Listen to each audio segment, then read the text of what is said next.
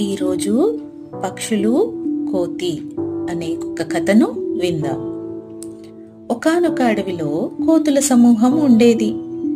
వాటికి మినుగురు పురుగులు కనిపించగా అవి నిప్పనుకొని ఆ పురుగులను ఒక చోట చేర్చి కట్టె పుల్లలు గడ్డిపైన వేసి చలి కాచుకుంటున్నాయి. దానివల్ల వేడి పుట్టి వెచ్చదనం వస్తోందని భ్రమపడుతున్నాయి. అందులో ఒక కోతి చాలా శ్రద్ధతో చలి కాగుతోంది. అప్పుడు పక్షి వచ్చి కోతితో, అక్కర్లేని కష్టమేలా, అది నిప్పు కాదు, మినుగురు పురుగు అంది.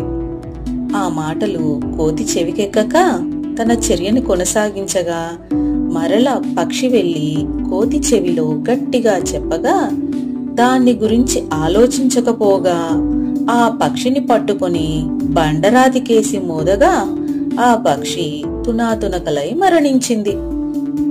అందుకే జ్ఞానం లేని వాటికి విద్య నేర్పడం అవివేకం.